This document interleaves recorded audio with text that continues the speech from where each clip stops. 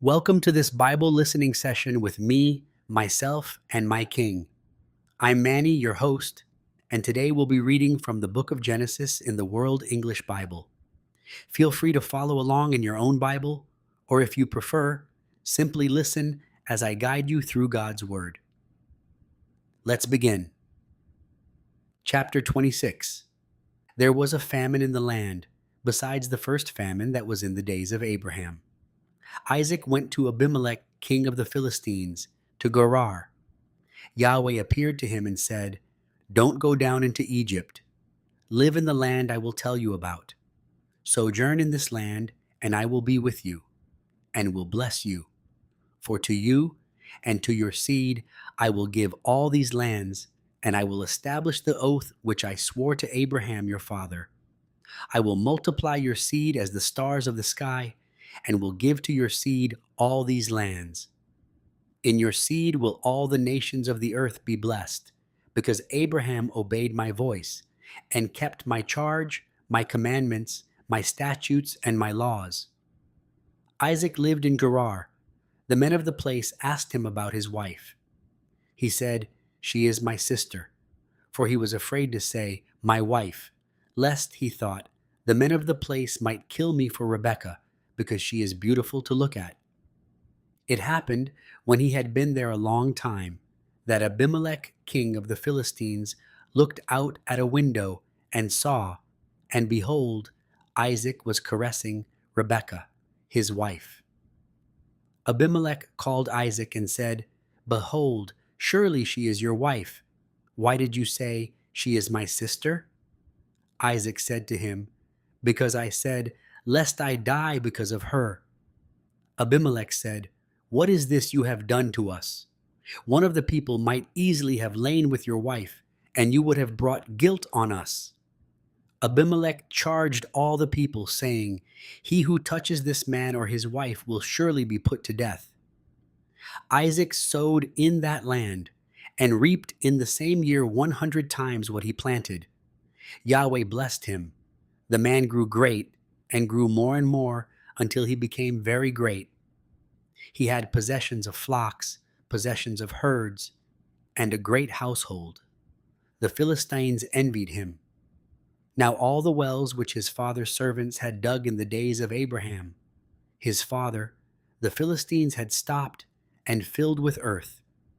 Abimelech said to Isaac, "Go from us, for you are much mightier than we." Isaac departed from there, encamped in the valley of Gerar, and lived there. Isaac dug again the wells of water, which they had dug in the days of Abraham his father, for the Philistines had stopped them after the death of Abraham. He called their names after the names by which his father had called them. Isaac's servants dug in the valley, and found there a well of springing water. The herdsmen of Gerar argued with Isaac's herdsmen, saying, "The water is ours." He called the name of the well Esek, because they contended with him. They dug another well, and they argued over that also. He called the name of it Sitnah. He left that place and dug another well. They didn't argue over that one. He called it Rehoboth. He said, "For now Yahweh has made room for us, and we will be fruitful in the land." He went up from there to Beersheba. Yahweh appeared to him the same night and said, "I am the God of Abraham your father. Don't be afraid, for I am with you, and will bless you, and multiply your seed for my servant Abraham's sake." He built an altar there, and called on the name of Yahweh, and pitched his tent there. There Isaac's servants dug a well. Then Abimelech went to him from Gerar, and Ahuzath his friend, and Phicol the captain of his army. Isaac said to them, "Why have you come to me, since you hate me, and have sent me away from you?" They said, "We saw plainly that Yahweh was with you." We said, "Let there now be an oath between us, even between us and you, and let us make a covenant with you, that you will do us no harm, as we have not touched you, and as we have done to you nothing but good, and have sent you away in peace. You are now the blessed of Yahweh." He made them a feast, and they ate and drank. They rose up sometime in the morning and swore one to another. Isaac sent them away, and they departed from him in peace. It happened the same day that Isaac's servants came and told him concerning the well which they had dug, and said to him, "We have found water." He called it Sheba. Therefore the name of the city is Beersheba to this day. When Esau was 40 years old, he took his wife Judith, the daughter of Beeri the Hittite, and Basemath, the daughter of Elon the Hittite. They grieved Isaac's and Rebekah's spirits. Chapter 27. It happened that when Isaac was old and his eyes were dim, so that he could not see, he called Esau his elder son and said to him, "My son?" He said to him, "Here I am." He said, "See now, I am old. I don't know the day of my death. Now therefore, please take your weapons, your quiver, and your bow, and go out to the field and take me venison. Make me savory food, such as I love, and bring it to me, that I may eat, and that my soul may bless you before I die." Rebekah heard when Isaac spoke to Esau his son.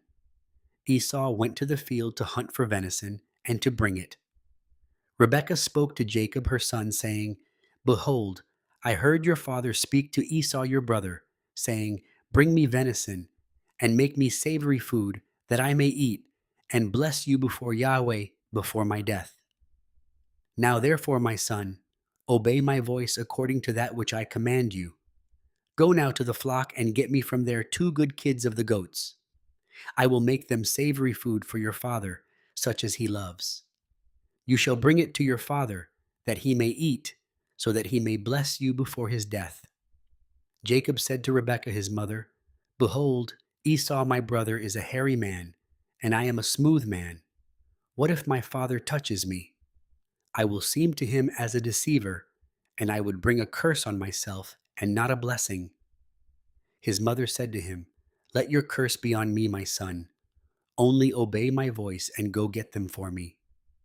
He went and got them and brought them to his mother. His mother made savory food such as his father loved. Rebekah took the good clothes of Esau, her elder son, which were with her in the house, and put them on Jacob, her younger son. She put the skins of the kids of the goats on his hands and on the smooth of his neck. She gave the savory food and the bread, which she had prepared, into the hand of her son Jacob. He came to his father and said, "My father?" He said, "Here I am. Who are you, my son?" Jacob said to his father, "I am Esau, your firstborn. I have done what you asked me to do. Please arise, sit and eat of my venison, that your soul may bless me." Isaac said to his son, "How is it that you have found it so quickly, my son?" He said, Because Yahweh your God gave me success." Isaac said to Jacob, "Please come near, that I may feel you, my son, whether you are really my son Esau or not." Jacob went near to Isaac his father. He felt him and said, "The voice is Jacob's voice, but the hands are the hands of Esau." He didn't recognize him because his hands were hairy like his brother Esau's hands. So he blessed him. He said, "Are you really my son Esau?" He said, "I am." He said, "Bring it near to me, and I will eat of my son's venison, that my soul may bless you." He brought it near to him, and he ate. He brought him wine, and he drank. His father Isaac said to him, "Come near now and kiss me, my son." He came near and kissed him. He smelled the smell of his clothing and blessed him and said, "Behold, the smell of my son is as the smell of a field which Yahweh has blessed. God give you of the dew of the sky, of the fatness of the earth, and plenty of grain and new wine. Let people serve you, and nations bow down to you. Be Lord over your brothers. Let your mother's sons bow down to you. Cursed be everyone who curses you. Blessed be everyone who blesses you." It happened as soon as Isaac had made an end of blessing Jacob, and Jacob had just gone out from the presence of Isaac his father, that Esau his brother came in from his hunting. He also made savory food and brought it to his father. He said to his father, Let my father arise and eat of his son's venison, that your soul may bless me. Isaac his father said to him, Who are you? He said, I am your son, your firstborn, Esau. Isaac trembled violently and said, Who then is he who has taken venison and brought it me, and I have eaten of all before you came, and have blessed him? Yes, he will be blessed. When Esau heard the words of his father, he cried with an exceeding great and bitter cry, and said to his father, Bless me, even me also, my father. He said, Your brother came with deceit, and has taken away your blessing. He said, Isn't he rightly named Jacob? For he has supplanted me these 2 times. He took away my birthright. See, now he has taken away my blessing. He said, Haven't you reserved a blessing for me? Isaac answered Esau, Behold, I have made him your lord, and all his brothers have I given to him for servants. With grain and new wine have I sustained him. What then will I do for you, my son? Esau said to his father, Have you but one blessing, my father? Bless me, even me also, my father. Esau lifted up his voice and wept. Isaac his father answered him, Behold, of the fatness of the earth will be your dwelling, and of the dew of the sky from above. By your sword will you live, and you will serve your brother. It will happen, when you will break loose, that you shall shake his yoke from off your neck. Esau hated Jacob because of the blessing with which his father blessed him. Esau said in his heart, The days of mourning for my father are at hand. Then I will kill my brother Jacob. The words of Esau, her elder son, were told to Rebekah. She sent and called Jacob, her younger son, and said to him, Behold, your brother Esau comforts himself about you by planning to kill you. Now therefore, my son, obey my voice. Arise, flee to Laban, my brother, in Haran. Stay with him a few days until your brother's fury turns away, until your brother's anger turn away from you, and he forgets what you have done to him. Then I will send and get you from there. Why should I be bereaved of you both in one day? Rebekah said to Isaac, I am weary of my life because of the daughters of Heth. If Jacob takes a wife of the daughters of Heth, such as these of the daughters of the land, what good will my life do me? Chapter 28. Isaac called Jacob, blessed him, and commanded him, You shall not take a wife of the daughters of Canaan. Arise, go to Padan Aram, to the house of Bethuel your mother's father. Take a wife from there from the daughters of Laban, your mother's brother. May God Almighty bless you, and make you fruitful, and multiply you, that you may be a company of peoples, and give you the blessing of Abraham, to you and to your seed with you, that you may inherit the land where you travel, which God gave to Abraham. Isaac sent Jacob away. He went to Paddan Aram to Laban, son of Bethuel the Syrian, Rebekah's brother, Jacob's and Esau's mother. Now Esau saw that Isaac had blessed Jacob, and sent him away to Paddan Aram, to take him a wife from there, and that as he blessed him he gave him a charge, saying, You shall not take a wife of the daughters of Canaan. And that Jacob obeyed his father and his mother, and was gone to Paddan Aram. Esau saw that the daughters of Canaan didn't please Isaac, his father. Esau went to Ishmael, and took, besides the wives that he had, Mahalath, the daughter of Ishmael, Abraham's son, the sister of Nebaioth, to be his wife. Jacob went out from Beersheba, and went toward Haran.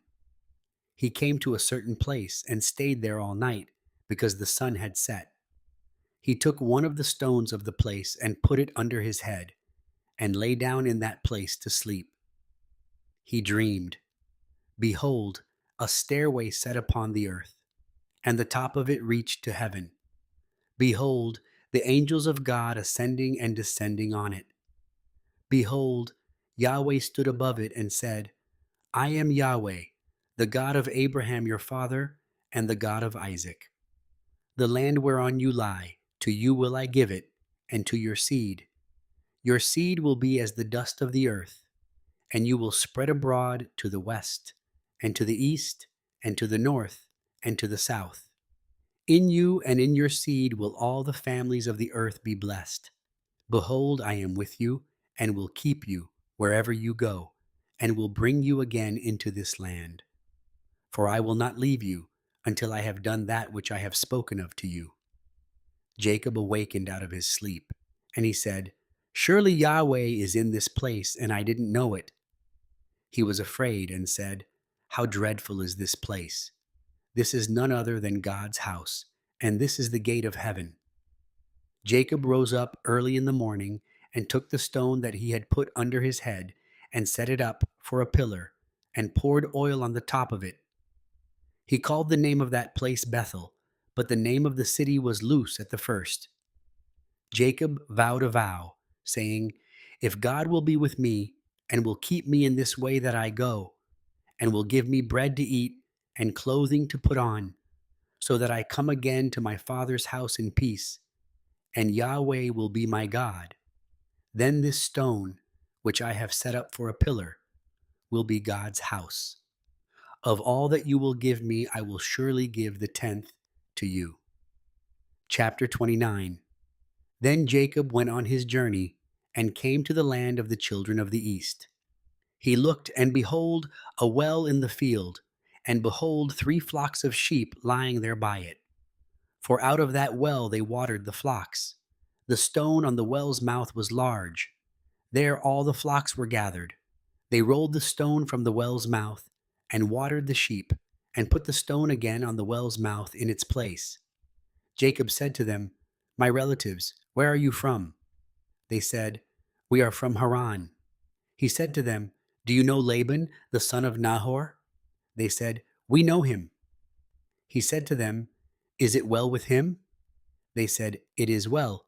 See, Rachel, his daughter, is coming with the sheep. He said, Behold, it is still the middle of the day, not time to gather the livestock together. Water the sheep and go and feed them. They said, We can't until all the flocks are gathered together, and they roll the stone from the well's mouth. Then we water the sheep. While he was yet speaking with them, Rachel came with her father's sheep, for she kept them. It happened, when Jacob saw Rachel the daughter of Laban, his mother's brother, and the sheep of Laban his mother's brother, that Jacob went near, and rolled the stone from the well's mouth, and watered the flock of Laban his mother's brother. Jacob kissed Rachel, and lifted up his voice, and wept. Jacob told Rachel that he was her father's brother, and that he was Rebekah's son. She ran and told her father. It happened, when Laban heard the news of Jacob, his sister's son, that he ran to meet Jacob, and embraced him, and kissed him, and brought him to his house. Jacob told Laban all these things. Laban said to him, Surely you are my bone and my flesh. He lived with him for a month. Laban said to Jacob, Because you are my brother, should you therefore serve me for nothing? Tell me, what will your wages be? Laban had 2 daughters. The name of the elder was Leah, and the name of the younger was Rachel. Leah's eyes were weak, but Rachel was beautiful in form and attractive. Jacob loved Rachel. He said, I will serve you 7 years for Rachel, your younger daughter. Laban said, It is better that I give her to you than that I should give her to another man. Stay with me. Jacob served 7 years for Rachel. They seemed to him but a few days for the love he had for her. Jacob said to Laban, Give me my wife, for my days are fulfilled, that I may go into her. Laban gathered together all the men of the place and made a feast. It happened in the evening that he took Leah his daughter and brought her to him. He went into her. Laban gave Zilpah his handmaid to his daughter Leah for a handmaid. It happened in the morning that, behold, it was Leah. He said to Laban, What is this you have done to me? Didn't I serve with you for Rachel? Why then have you deceived me? Laban said, It is not done so in our place, to give the younger before the firstborn. Fulfill the week of this one, and we will give you the other also for the service, which you will serve with me yet 7 other years. Jacob did so and fulfilled her week. He gave him Rachel his daughter as wife. Laban gave to Rachel his daughter Bilhah, his handmaid, to be her handmaid. He went in also to Rachel, and he loved also Rachel more than Leah, and served with him yet 7 other years. Yahweh saw that Leah was hated, and he opened her womb, but Rachel was barren. Leah conceived and bore a son, and she named him Reuben. For she said, because Yahweh has looked at my affliction, for now my husband will love me. She conceived again and bore a son and said, because Yahweh has heard that I am hated, he has therefore given me this son also. She named him Simeon. She conceived again and bore a son, said, now this time will my husband be joined to me, because I have borne him 3 sons. Therefore was his name called Levi. She conceived again and bore a son. She said, this time will I praise Yahweh. Therefore she named him Judah. Then she stopped bearing. Chapter 30. When Rachel saw that she bore Jacob no children, Rachel envied her sister. She said to Jacob, give me children, or else I will die. Jacob's anger was kindled against Rachel, and he said, am I in God's place, who has withheld from you the fruit of the womb?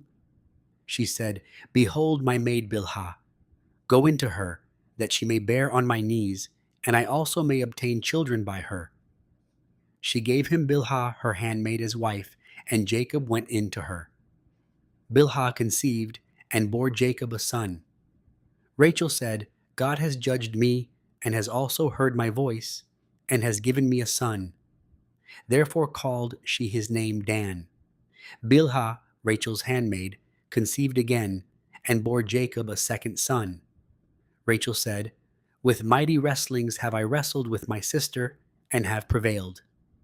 She named him Naphtali. When Leah saw that she had finished bearing, she took Zilpah, her handmaid, and gave her to Jacob as a wife.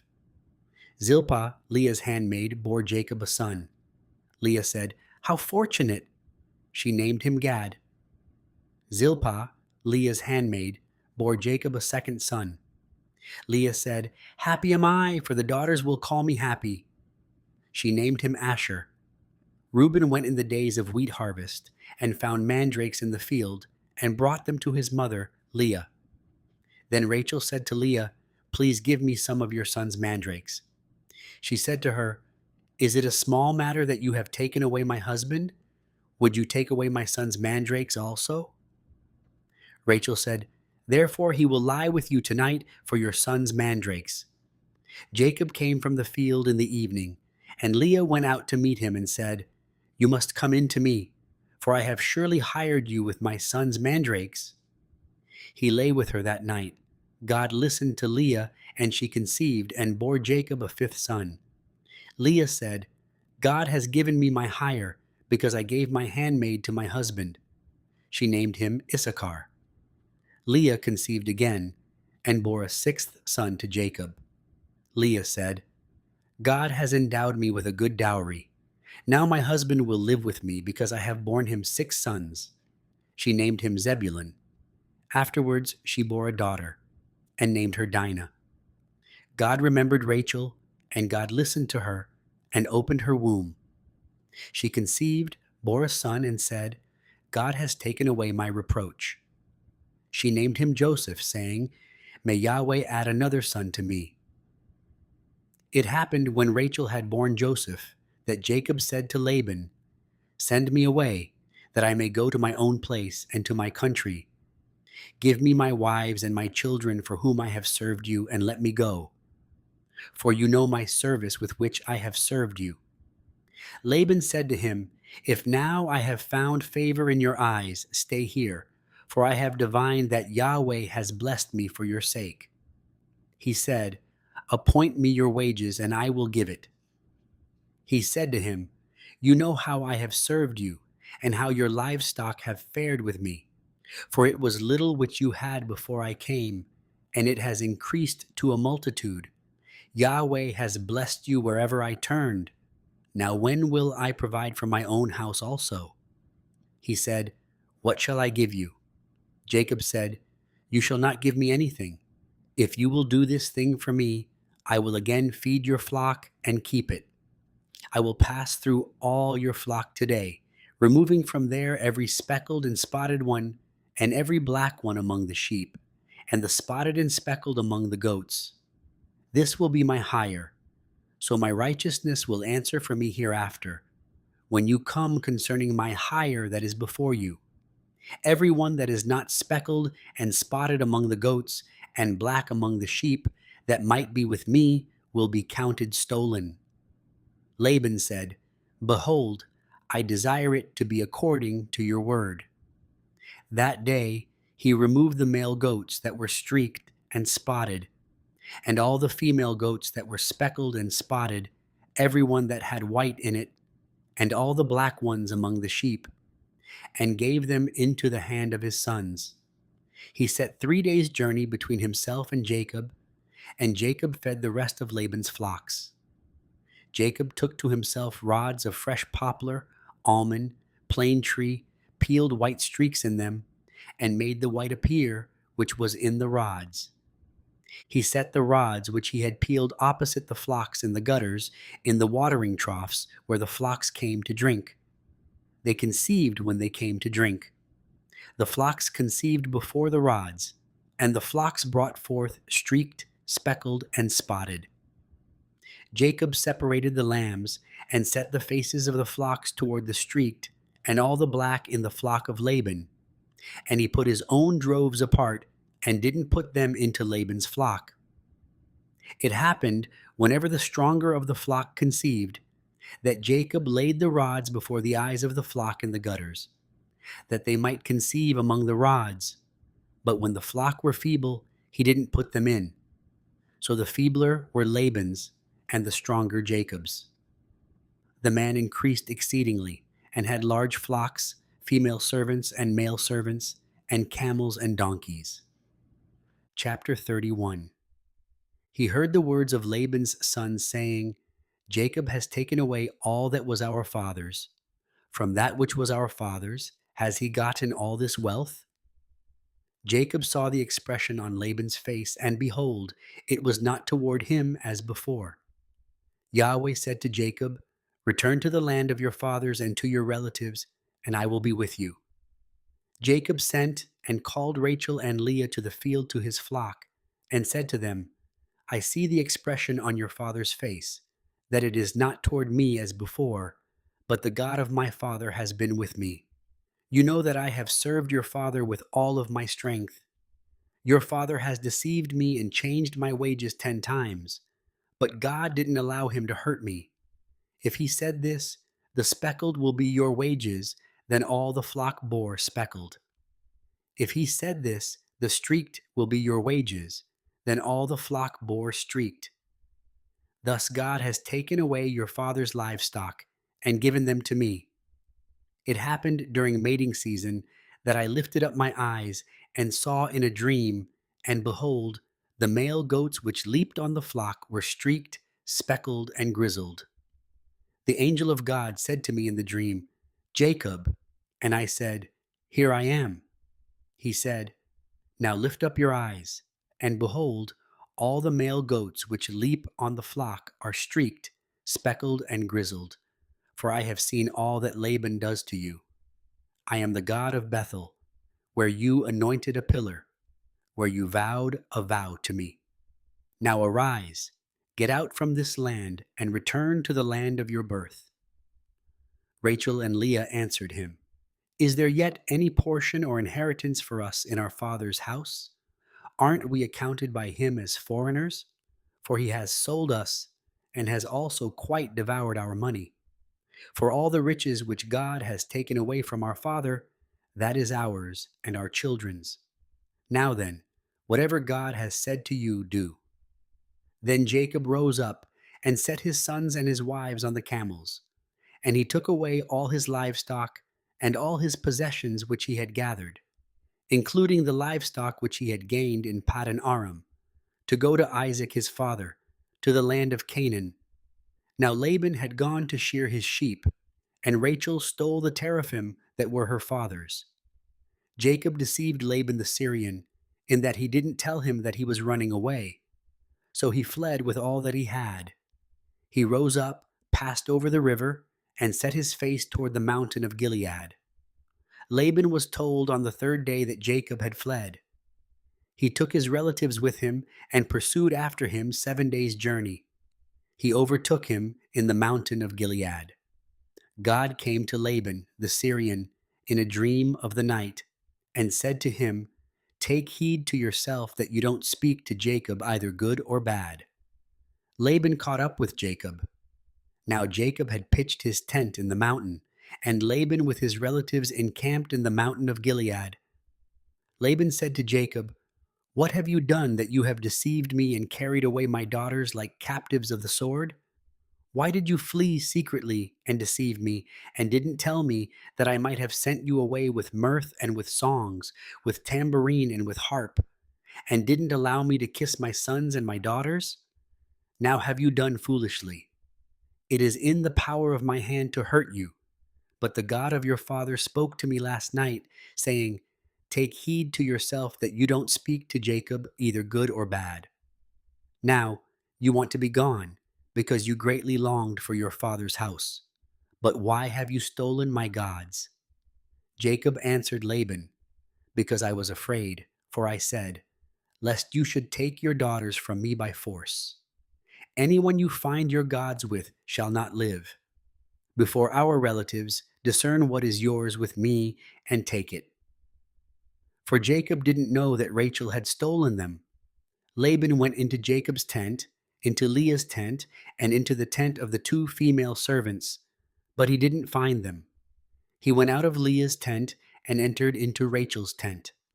Now Rachel had taken the teraphim, put them in the camel's saddle, and sat on them. Laban felt about all the tent, but didn't find them. She said to her father, "Don't let my lord be angry that I can't rise up before you, for the manner of women is on me." He searched, but didn't find the teraphim. Jacob was angry and argued with Laban. Jacob answered Laban, "What is my trespass? What is my sin that you have hotly pursued after me? Now that you have felt around in all my stuff, what have you found of all your household stuff? Set it here before my relatives and your relatives, that they may judge between us two. These 20 years I have been with you. Your ewes and your female goats have not cast their young, and I haven't eaten the rams of your flocks. That which was torn of animals I didn't bring to you. I bore the loss of it. Of my hand you required it, whether stolen by day or stolen by night. This was my situation. In the day the drought consumed me, and the frost by night, and my sleep fled from my eyes. These 20 years I have been in your house. I served you 14 years for your 2 daughters, and 6 years for your flock, and you have changed my wages 10 times. Unless the God of my father, the God of Abraham, and the fear of Isaac had been with me, surely now you would have sent me away empty. God has seen my affliction and the labor of my hands, and rebuked you last night." Laban answered Jacob, "The daughters are my daughters, the children are my children, the flocks are my flocks, and all that you see is mine. And what can I do this day to these my daughters, or to their children whom they have borne? Now come, let us make a covenant, you and I, and let it be for a witness between me and you." Jacob took a stone and set it up for a pillar. Jacob said to his relatives, "Gather stones." They took stones and made a heap. They ate there by the heap. Laban called it Jagar Sahadutha, but Jacob called it Gilead. Laban said, "This heap is witness between me and you this day." Therefore it was named Gilead and Mizpah, for he said, "Yahweh watch between me and you when we are absent one from another. If you afflict my daughters, or if you take wives besides my daughters, no man is with us. Behold, God is witness between me and you." Laban said to Jacob, "See this heap, and see the pillar, which I have set between me and you. May this heap be a witness, and the pillar be a witness that I will not pass over this heap to you, and that you will not pass over this heap and this pillar to me for harm." The God of Abraham and the God of Nahor, the God of their father, judge between us." Then Jacob swore by the fear of his father, Isaac. Jacob offered a sacrifice in the mountain and called his relatives to eat bread. They ate bread and stayed all night in the mountain. Early in the morning, Laban rose up and kissed his sons and his daughters and blessed them. Laban departed and returned to his place. Chapter 32. Jacob went on his way, and the angels of God met him. When he saw them, Jacob said, "This is God's army." He called the name of that place Mahanaim. Jacob sent messengers in front of him to Esau, his brother, to the land of Seir, the field of Edom. He commanded them, saying, "This is what you shall tell my lord Esau. This is what your servant Jacob says. I have lived as a foreigner with Laban and stayed until now. I have oxen, donkeys, flocks, male servants, and female servants. I have sent to tell my lord that I may find favor in your sight." The messengers returned to Jacob, saying, "We came to your brother Esau. Not only that, but he comes to meet you and 400 men with him." Then Jacob was greatly afraid and was distressed. He divided the people who were with him, and the flocks, and the herds, and the camels into 2 companies. And he said, "If Esau comes to the one company and strikes it, then the company which is left will escape." Jacob said, "God of my father Abraham, and God of my father Isaac, Yahweh, who said to me, 'Return to your country and to your relatives, and I will do you good.' I am not worthy of the least of all the loving kindnesses and of all the truth which you have shown to your servant. For with just my staff I passed over this Jordan, and now I have become 2 companies. Please deliver me from the hand of my brother, from the hand of Esau, for I fear him, lest he come and strike me and the mothers with the children. You said, 'I will surely do you good and make your seed as the sand of the sea, which can't be numbered because there are so many.'" He lodged there that night and took from that which he had with him a present for Esau, his brother, 200 female goats and 20 male goats, 200 ewes and 20 rams, 30 milk camels and their colts, 40 cows, 10 bulls, 20 female donkeys, and 10 foals. He delivered them into the hands of his servants, every herd by itself, and said to his servants, "Pass over before me and put a space between herd and herd." He commanded the foremost, saying, "When Esau my brother meets you and asks you, saying, 'Whose are you? Where are you going? Whose are these before you?' Then you shall say, 'They are your servant Jacob's. It is a present sent to my lord Esau. Behold, he also is behind us.'" He commanded also the second and the third and all that followed the herds, saying, "This is how you shall speak to Esau when you find him. You shall say, 'Not only that, but behold, your servant Jacob is behind us.' For he said, 'I will appease him with the present that goes before me, and afterward I will see his face. Perhaps he will accept me.' So the present passed over before him, and he himself lodged that night in the camp. He rose up that night, and took his 2 wives, and his 2 handmaids, and his 11 sons, and passed over the ford of the Jabbok. He took them, and sent them over the stream, and sent over that which he had. Jacob was left alone, and wrestled with a man there until the breaking of the day. When he saw that he didn't prevail against him, he touched the hollow of his thigh, and the hollow of Jacob's thigh was strained as he wrestled. The man said, "Let me go, for the day breaks." Jacob said, "I won't let you go unless you bless me." He said to him, "What is your name?" He said, "Jacob." He said, "Your name will no longer be called Jacob, but Israel, for you have fought with God and with men and have prevailed." Jacob asked him, "Please tell me your name." He said, Why is it that you ask what my name is?" He blessed him there. Jacob called the name of the place Peniel, for he said, "I have seen God face to face, and my life is preserved." The sun rose on him as he passed over Peniel, and he limped because of his thigh. Therefore the children of Israel don't eat the sinew of the hip, which is on the hollow of the thigh, to this day, because he touched the hollow of Jacob's thigh in the sinew of the hip. Chapter 33. Jacob lifted up his eyes and looked, and behold, Esau was coming, and with him 400 men. He divided the children between Leah, Rachel, and the two handmaids. He put the handmaids and their children in front, Leah and her children after, and Rachel and Joseph at the rear. He himself passed over in front of them and bowed himself to the ground 7 times until he came near to his brother. Esau ran to meet him, embraced him, fell on his neck, kissed him, and they wept. He lifted up his eyes and saw the women and the children, and said, "Who are these with you?" He said, "The children whom God has graciously given your servant." Then the handmaids came near with their children, and they bowed themselves.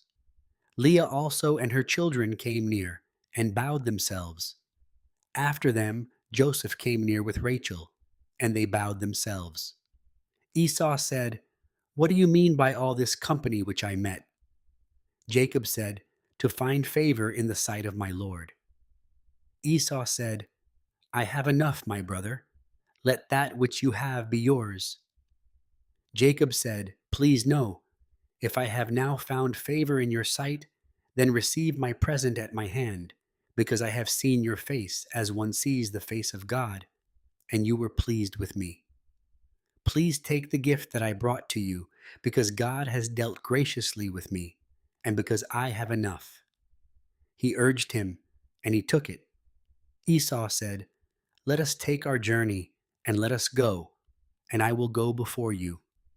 Jacob said to him, "My Lord knows that the children are tender, and that the flocks and herds with me have their young, and if they overdrive them one day, all the flocks will die.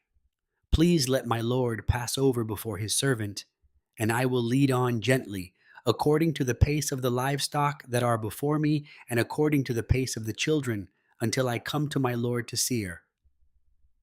Esau said, "Let me now leave with you some of the folk who are with me."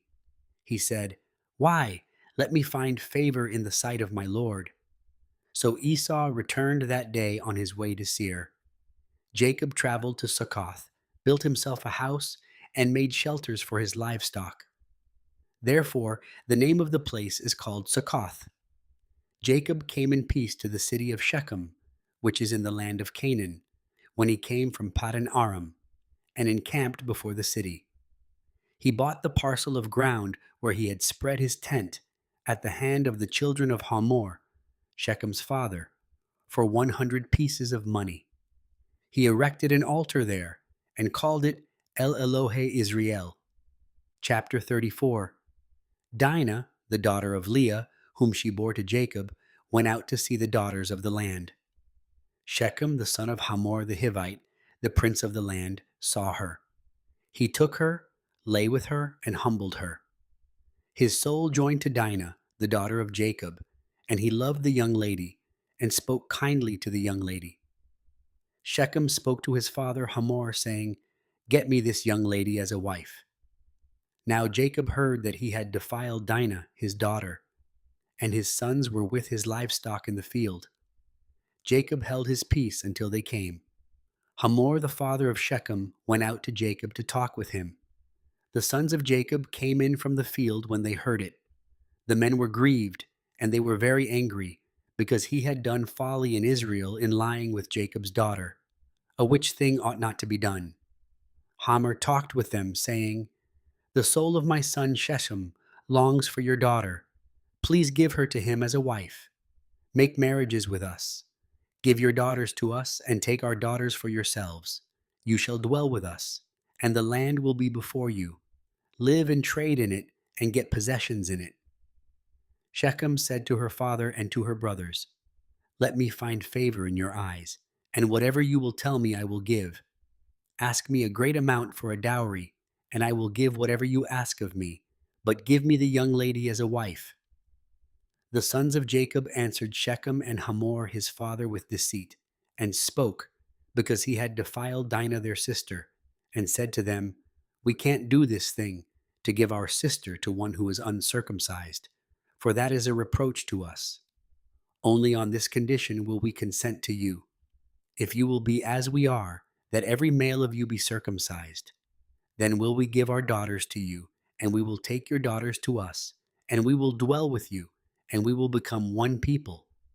But if you will not listen to us to be circumcised, then we will take our sister, and we will be gone." Their words pleased Hamor and Shechem, Hamor's son. The young man didn't wait to do this thing, because he had delight in Jacob's daughter, and he was honored above all the house of his father. Hamor and Shechem, his son, came to the gate of their city and talked with the men of their city, saying, "These men are peaceful with us. Therefore let them live in the land and trade in it. For behold, the land is large enough for them. Let us take their daughters to us for wives, and let us give them our daughters. Only on this condition will the men consent to us to live with us, to become one people, if every male among us is circumcised, as they are circumcised. Won't their livestock and their possessions and all their animals be ours? Only let us give our consent to them, and they will dwell with us." All who went out of the gate of his city listened to Hamor and to Shechem his son, and every male was circumcised, all who went out of the gate of his city. It happened on the third day, when they were sore, that two of Jacob's sons, Simeon and Levi, Dinah's brothers, each took his sword, came upon the unsuspecting city, and killed all the males.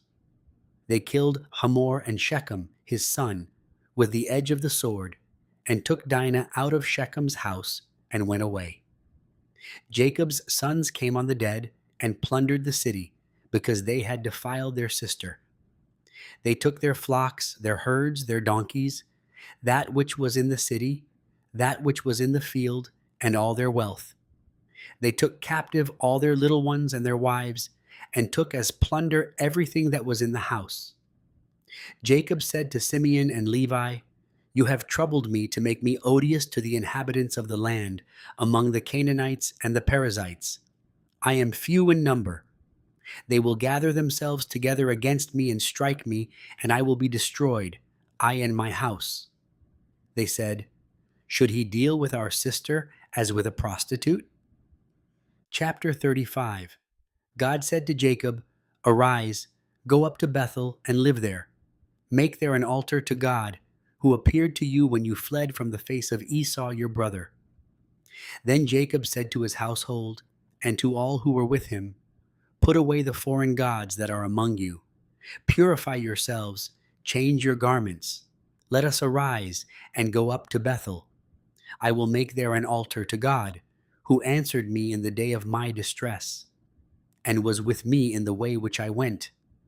They gave to Jacob all the foreign gods which were in their hands, and the rings which were in their ears. And Jacob hid them under the oak which was by Shechem. They traveled, and a terror of God was on the cities that were around them, and they didn't pursue the sons of Jacob. So Jacob came to Luz, that is, Bethel, which is in the land of Canaan, he and all the people who were with him. He built an altar there and called the place El Beth El, because there God was revealed to him when he fled from the face of his brother. Deborah, Rebekah's nurse, died, and she was buried below Bethel under the oak, and the name of it was called Alon Bakuth. God appeared to Jacob again when he came from Paddan Aram and blessed him. God said to him, "Your name is Jacob. Your name shall not be Jacob anymore, but your name will be Israel." He named him Israel. God said to him, "I am God Almighty. Be fruitful and multiply. A nation and a company of nations will be from you, and kings will come out of your body. The land which I gave to Abraham and Isaac, I will give it to you. and to your seed after you will I give the land. God went up from him in the place where he spoke with him. Jacob set up a pillar in the place where he spoke with him, a pillar of stone. He poured out a drink offering on it and poured oil on it. Jacob called the name of the place where God spoke with him Bethel. They traveled from Bethel. There was still some distance to come to Ephrath, and Rachel travailed. She had hard labor. When she was in hard labor, the midwife said to her, "Don't be afraid, for now you will have another son." It happened, as her soul was departing, for she died, that she named him Benoni, but his father named him Benjamin. Rachel died and was buried in the way to Ephrath, the same as Bethlehem. Jacob set up a pillar on her grave. The same is the pillar of Rachel's grave to this day. Israel traveled and spread his tent beyond the Tower of Eder. It happened, while Israel lived in that land, that Reuben went and lay with Bilhah, his father's concubine, and Israel heard of it. Now the sons of Jacob were 12. The sons of Leah, Reuben, Jacob's firstborn, Simeon, Levi, Judah, Issachar, and Zebulun. The sons of Rachel, Joseph and Benjamin. The sons of Bilhah, Rachel's handmaid, Dan and Naphtali. The sons of Zilpah, Leah's handmaid, Gad and Asher. These are the sons of Jacob, who were born to him in Paddan Aram. Jacob came to Isaac his father, to Mamre, to Kiriath Arba, which is Hebron, where Abraham and Isaac lived as foreigners. The days of Isaac were 180 years. Isaac gave up the spirit and died, and was gathered to his people, old and full of days. Esau and Jacob, his sons, buried him. Chapter 36. Now this is the history of the generations of Esau, that is, Edom. Esau took his wives from the daughters of Canaan, Adah the daughter of Elon, the Hittite, and Oholibamah the daughter of Anah, the daughter of Zibeon, the Hivite, and Basemath, Ishmael's daughter, sister of Nebaioth. Adah bore to Esau Eliphaz. Basemath bore Reuel. Oholibamah bore Jush, Jalam, and Korah. These are the sons of Esau, who were born to him in the land of Canaan. Esau took his wives, his sons, his daughters, and all the members of his household, with his livestock, all his animals, and all his possessions, which he had gathered in the land of Canaan, and went into a land away from his brother Jacob. For their substance was too great for them to dwell together, and the land of their travels couldn't bear them because of their livestock. Esau lived in the hill country of Seir. Esau is Edom. This is the history of the generations of Esau, the father of the Edomites in the hill country of Seir. These are the names of Esau's sons: Eliphaz, the son of Adah, the wife of Esau, and Reuel, the son of Basemath, the wife of Esau. The sons of Eliphaz were Taman, Omar, Zepho, and Gatam, and Kenaz. Timnah was concubine to Eliphaz, Esau's son, and she bore to Eliphaz Amalek. These are the sons of Adah, Esau's wife. These are the sons of Reuel: Nahath, Zerah, Shammah, and Mizah. These were the sons of Basemath, Esau's wife.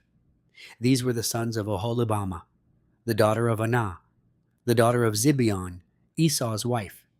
She bore to Esau Jush, Jalam, and Korah.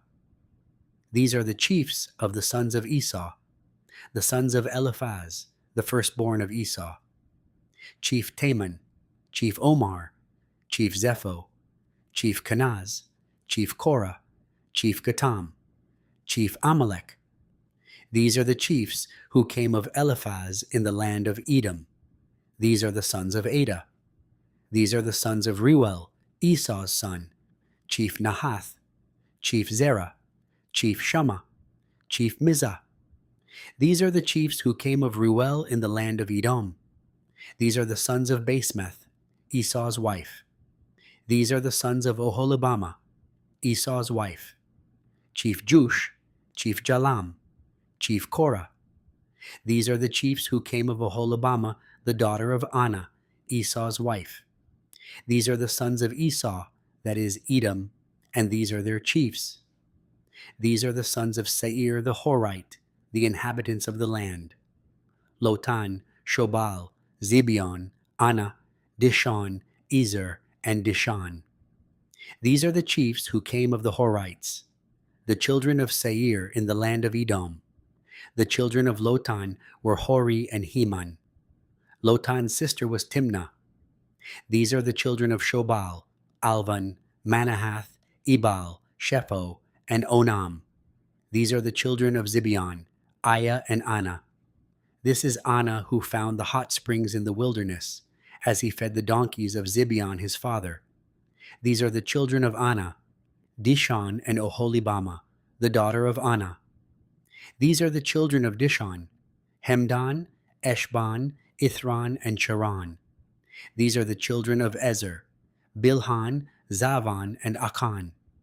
These are the children of Dishan: Uz and Aran. These are the chiefs who came of the Horites: Chief Lotan, Chief Shobal, Chief Zibeon, Chief Anah, Chief Dishan, Chief Ezer, and Chief Dishan. These are the chiefs who came of the Horites, according to their chiefs in the land of Seir. These are the kings who reigned in the land of Edom, before any king reigned over the children of Israel. Bela, the son of Beor, reigned in Edom. The name of his city was Dinhaba. Bela died, and Jobab, the son of Zerah of Bozrah, reigned in his place. Jobab died, and Husham of the land of the Temanites reigned in his place. Husham died, and Hadad, the son of Bedad, who struck Midian in the field of Moab, reigned in his place. The name of his city was Avith. Hadad died, and Samlah of Masrekah reigned in his place. Samlah died, and Shaul of Rehoboth by the river reigned in his place. Shaul died, and Baal-Hanan, the son of Achbor, reigned in his place. Baal-Hanan, the son of Achbor, died, and Hadar reigned in his place. The name of his city was Pau. His wife's name was Mehetabel, the daughter of Matred, the daughter of Mezahab. These are the names of the chiefs who came from Esau, according to their families, after their places and by their names: Chief Timnah, Chief Alva, Chief Jetheth, Chief Oholibamah, Chief Elah, Chief Pinon, Chief Kenaz, Chief Taman, Chief Mibzar, Chief Magdiel, and Chief Iram. These are the chiefs of Edom, according to their habitations in the land of their possession. This is Esau, the father of the Edomites. Chapter 37. Jacob lived in the land of his father's travels, in the land of Canaan. This is the history of the generations of Jacob. Joseph, being 17 years old, was feeding the flock with his brothers. He was a boy with the sons of Bilhah and Zilpah, his father's wives. Joseph brought an evil report of them to their father. Now Israel loved Joseph more than all his children, because he was the son of his old age, and he made him a coat of many colors. His brothers saw that their father loved him more than all his brothers, and they hated him, and couldn't speak peaceably to him. Joseph dreamed a dream, and he told it to his brothers, and they hated him all the more. He said to them, "Please hear this dream which I have dreamed. For behold, we were binding sheaves in the field. And behold, my sheaf arose and also stood upright. And behold, your sheaves came around and bowed down to my sheaf." His brothers said to him, "Will you indeed reign over us? Or will you indeed have dominion over us?" They hated him all the more for his dreams and for his words. He dreamed yet another dream and told it to his brothers, and said, "Behold, I have dreamed yet another dream. And behold, the sun and the moon and 11 stars bowed down to me." He told it to his father and to his brothers. His father rebuked him and said to him, "What is this dream that you have dreamed? Will I and your mother and your brothers indeed come to bow ourselves down to you to the earth? His brothers envied him, but his father kept this saying in mind. His brothers went to feed their father's flock in Shechem. Israel said to Joseph, "Aren't your brothers feeding the flock in Shechem? Come, and I will send you to them." He said to him, "Here I am." He said to him, "Go now, see whether it is well with your brothers, and well with the flock, and bring me word again." So he sent him out of the valley of Hebron, and he came to Shechem. A certain man found him, and behold, he was wandering in the field. The man asked him, "What are you looking for?" He said, "I am looking for my brothers. Tell me, please, where they are feeding the flock." The man said, "They have left here, for I heard them say, 'Let us go to Dothan.'" Joseph went after his brothers and found them in Dothan. They saw him afar off, and before he came near to them, they conspired against him to kill him. They said one to another, "Behold, this dreamer comes. Come now, therefore, and let's kill him, and cast him into one of the pits, and we will say, 'An evil animal has devoured him.' We will see what will become of his dreams." Reuben heard it and delivered him out of their hand, and said, "Let's not take his life." Reuben said to them, "Shed no blood. Throw him into this pit that is in the wilderness, but lay no hand on him, that he might deliver him out of their hand to restore him to his father." It happened, when Joseph came to his brothers, that they stripped Joseph of his coat, the coat of many colors that was on him, and they took him and threw him into the pit. The pit was empty. There was no water in it. They sat down to eat bread, and they lifted up their eyes and looked, and saw a caravan of Ishmaelites was coming from Gilead, with their camels bearing spices and balm and myrrh, going to carry it down to Egypt. Judah said to his brothers, "What profit is it if we kill our brother and conceal his blood? Come, and let's sell him to the Ishmaelites, and not let our hand be on him, for he is our brother, our flesh." His brothers listened to him. Midianites who were merchants passed by, and they drew and lifted up Joseph out of the pit, and sold Joseph to the Ishmaelites for 20 pieces of silver. They brought Joseph into Egypt. Reuben returned to the pit, and saw that Joseph wasn't in the pit, and he tore his clothes. He returned to his brothers and said, "The child is no more, and I, where will I go?" They took Joseph's coat, and killed a male goat, and dipped the coat in the blood. They took the coat of many colors, and they brought it to their father and said, "We have found this. Examine it now, whether it is your son's coat or not." He recognized it and said, "It is my son's coat. An evil animal has devoured him. Joseph is without doubt torn in pieces." Jacob tore his clothes and put sackcloth on his waist, and mourned for his son many days. All his sons and all his daughters rose up to comfort him, but he refused to be comforted. He said, "For I will go down to Sheol to my son mourning." His father wept for him. The Midianites sold him into Egypt to Potiphar, an officer of Pharaoh's, the captain of the guard. Chapter 38. It happened at that time that Judah went down from his brothers and visited a certain Adullamite, whose name was Hira. Judah saw there a daughter of a certain Canaanite, whose name was Shua. He took her and went into her. She conceived and bore a son, and he named him She conceived again and bore a son, and she named him Onan. She yet again bore a son, and named him Shelah, and he was at Chezib when she bore him. Judah took a wife for his firstborn, and her name was Tamar. Judah's firstborn, was wicked in the sight of Yahweh. Yahweh killed him. Judah said to Onan, "Go into your brother's wife and perform the duty of a husband's brother to her, and raise up seed to your brother." Onan knew that the seed wouldn't be his, and it happened, when he went in to his brother's wife, that he spilled it on the ground, lest he should give seed to his brother.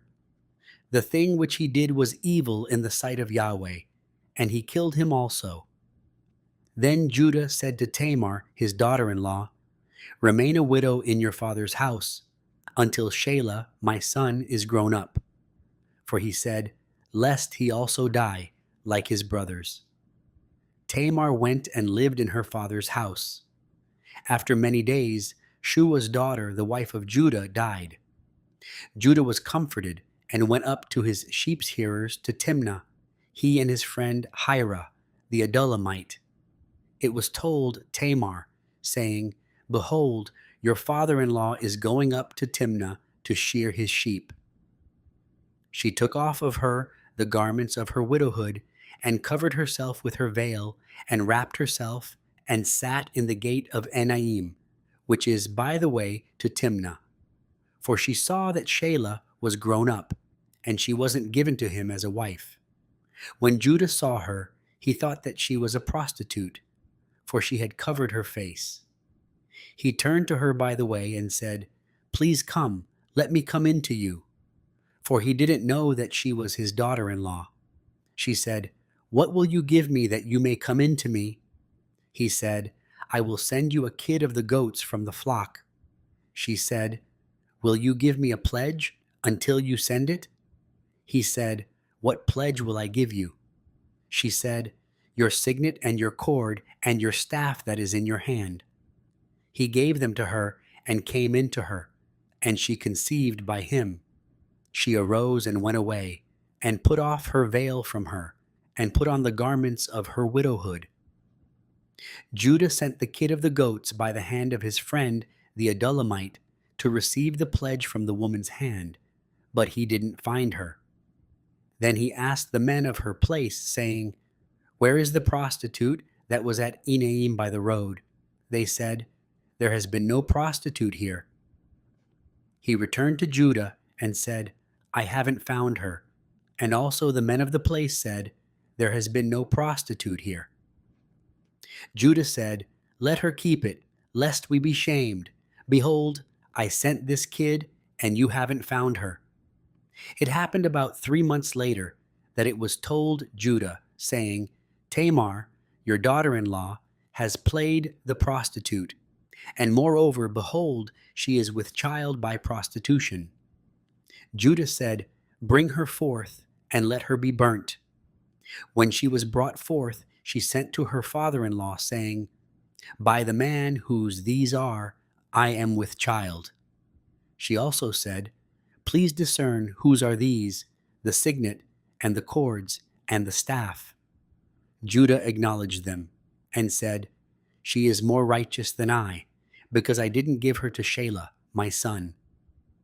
He knew her again no more.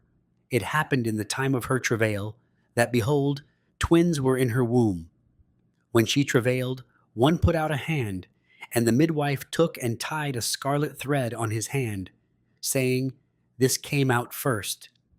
It happened, as he drew back his hand, that, behold, his brother came out, and she said, "Why have you made a breach for yourself?" Therefore his name was called Perez. Afterward his brother came out, that had the scarlet thread on his hand, and his name was called Zerah. Chapter 39. Joseph was brought down to Egypt. Potiphar, an officer of Pharaoh's, the captain of the guard, an Egyptian, bought him from the hand of the Ishmaelites that had brought him down there. Yahweh was with Joseph, and he was a prosperous man. He was in the house of his master the Egyptian. His master saw that Yahweh was with him, and that Yahweh made all that he did prosper in his hand. Joseph found favor in his sight. He ministered to him, and he made him overseer over his house, and all that he had he put into his hand. It happened from the time that he made him overseer in his house, and over all that he had, that Yahweh blessed the Egyptian's house for Joseph's sake. And the blessing of Yahweh was on all that he had, in the house and in the field. He left all that he had in Joseph's hand. He didn't concern himself with anything except for the food which he ate. Joseph was well built and handsome. It happened after these things that his master's wife cast her eyes on Joseph, and she said, "Lie with me." But he refused and said to his master's wife, "Behold, my master doesn't know what is with me in the house, and he has put all that he has into my hand. He isn't greater in this house than I, neither has he kept back anything from me but you, because you are his wife. How then can I do this great wickedness and sin against God?" As she spoke to Joseph day by day, he didn't listen to her, to lie by her, or to be with her. About this time he went into the house to do his work, and there were none of the men of the house inside. She caught him by his garment, saying, "Lie with me." He left his garment in her hand and ran outside. When she saw that he had left his garment in her hand and had run outside, she called to the men of her house and spoke to them, saying, "Behold, he has brought in a Hebrew to us to mock us. He came in to me to lie with me, and I cried with a loud voice. It happened, when he heard that I lifted up my voice and cried, that he left his garment by me and ran outside." She laid up his garment by her until his master came home. She spoke to him according to these words, saying, "The Hebrew servant whom you have brought to us came in to me to mock me. And it happened, as I lifted up my voice and cried, that he left his garment by me and ran outside." It happened, when his master heard the words of his wife, which she spoke to him, saying, "This is what your servant did to me," that his wrath was kindled. Joseph's master took him and put him into the prison, the place where the king's prisoners were bound, and he was there in custody. But Yahweh was with Joseph, and showed kindness to him, and gave him favor in the sight of the keeper of the prison. The keeper of the prison committed to Joseph's hand all the prisoners who were in the prison. Whatever they did there, he was responsible for it. The keeper of the prison didn't look after anything that was under his hand, because Yahweh was with him, and that which he did, Yahweh made it prosper. Chapter 40. It happened after these things that the butler of the king of Egypt and his baker offended their lord, the king of Egypt. Pharaoh was angry with his two officers, the chief cupbearer and the chief baker. He put them in custody in the house of the captain of the guard, into the prison, the place where Joseph was bound. The captain of the guard assigned them to Joseph, and he took care of them. They stayed in prison many days. They both dreamed a dream, each man his dream, in one night, each man according to the interpretation of his dream, the cupbearer and the baker of the king of Egypt, who were bound in the prison. Joseph came in to them in the morning and saw them, and saw that they were sad. He asked Pharaoh's officers who were with him in custody in his master's house, saying, "Why do you look so sad today?" They said to him, "We have dreamed a dream, and there is no one who can interpret it." Joseph said to them, "Don't interpretations belong to God? Please tell it to me." The chief cupbearer told his dream to Joseph and said to him, "In my dream, behold, a vine was in front of me, and in the vine were 3 branches. It was as though it budded, its blossoms shot forth, and the clusters of it brought forth ripe grapes. Pharaoh's cup was in my hand, and I took the grapes and pressed them into Pharaoh's cup, and I gave the cup into Pharaoh's hand." Joseph said to him, "This is the interpretation of it. The 3 branches are 3 days. Within 3 more days, Pharaoh will lift up your head and restore you to your office. You will give Pharaoh's cup into his hand, the way you did when you were his cupbearer. But remember me when it will be well with you, and show kindness, please, to me, and make mention of me to Pharaoh, and bring me out of this house. For indeed, I was stolen away out of the land of the Hebrews, and here also have I done nothing that they should put me into the dungeon." When the chief baker saw that the interpretation was good, he said to Joseph, "I also was in my dream, and behold, 3 baskets of white bread were on my head. In the uppermost basket there was all kinds of baked food for Pharaoh, and the birds ate them out of the basket on my head." Joseph answered, "This is the interpretation of it. The 3 baskets are 3 days. Within 3 more days, Pharaoh will lift up your head from off you and will hang you on a tree, and the birds will eat your flesh from off you. It happened the third day, which was Pharaoh's birthday, that he made a feast for all his servants. And he lifted up the head of the chief cupbearer and the head of the chief baker among his servants. He restored the chief cupbearer to his position again, and he gave the cup into Pharaoh's hand. But he hanged the chief baker, as Joseph had interpreted to them. Yet the chief cupbearer didn't remember Joseph, but forgot him. Chapter 41.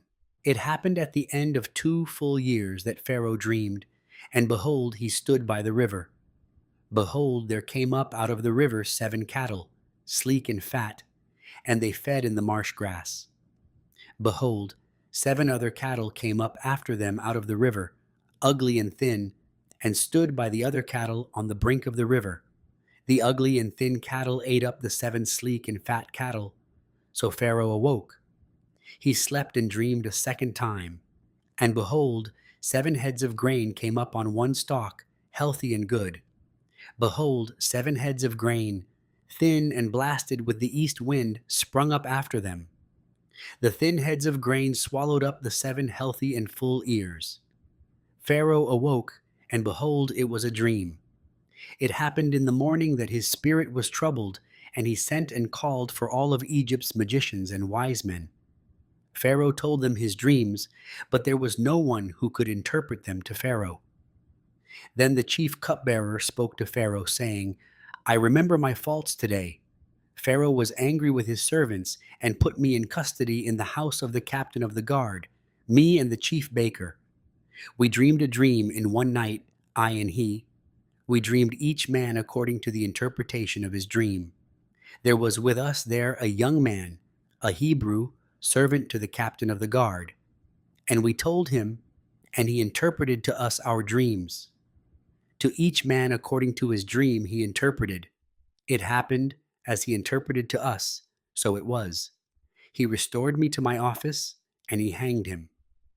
Then Pharaoh sent and called Joseph, and they brought him hastily out of the dungeon. He shaved himself, changed his clothing, and came into Pharaoh. Pharaoh said to Joseph, I have dreamed a dream, and there is no one who can interpret it. I have heard it said of you, that when you hear a dream, you can interpret it. Joseph answered Pharaoh, saying, It isn't in me. God will give Pharaoh an answer of peace. Pharaoh spoke to Joseph, In my dream, behold, I stood on the brink of the river. And behold, there came up out of the river 7 cattle, fat and sleek. They fed in the marsh grass, and behold, 7 other cattle came up after them, poor and very ugly and thin, such as I never saw in all the land of Egypt for ugliness. The thin and ugly cattle ate up the first 7 fat cattle, and when they had eaten them up, it couldn't be known that they had eaten them, but they were still ugly, as at the beginning. So I awoke. I saw in my dream, and behold, 7 heads of grain came up on one stalk, full and good.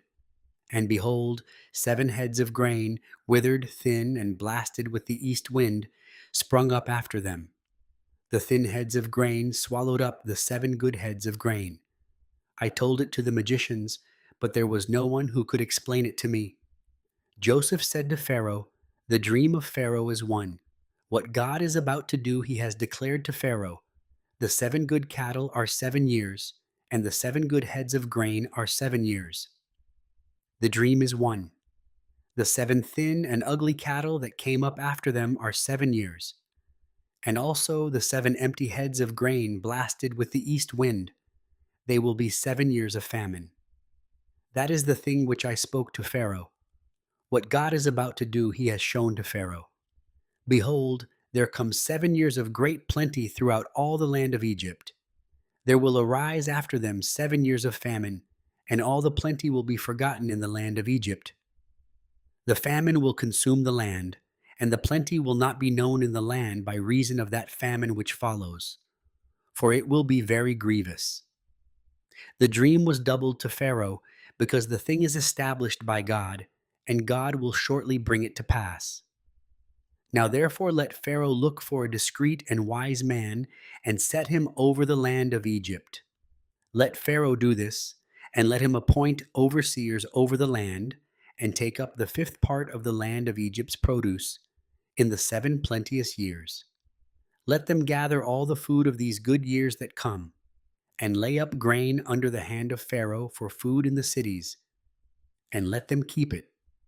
The food will be for a store to the land against the 7 years of famine, which will be in the land of Egypt, that the land not perish through the famine.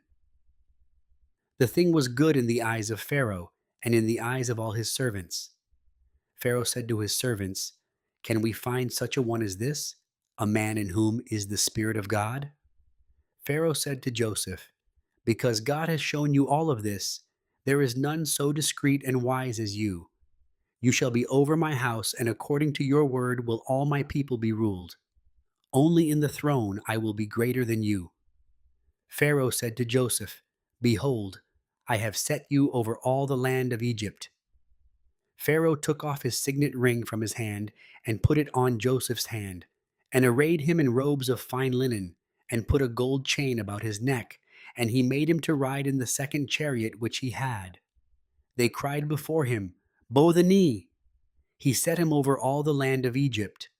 Pharaoh said to Joseph, "I am Pharaoh, and without you shall no man lift up his hand or his foot in all the land of Egypt." Pharaoh called Joseph's name Zaphanath Paneah, and he gave him Asenath, the daughter of Potiphera priest of On, as a wife. Joseph went out over the land of Egypt. Joseph was 30 years old when he stood before Pharaoh, king of Egypt. Joseph went out from the presence of Pharaoh and went throughout all the land of Egypt. In the 7 plenteous years the earth brought forth abundantly. He gathered up all the food of the 7 years which were in the land of Egypt, and laid up the food in the cities.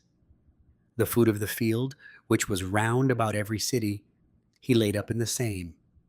Joseph laid up grain as the sand of the sea, very much, until he stopped counting, for it was without number.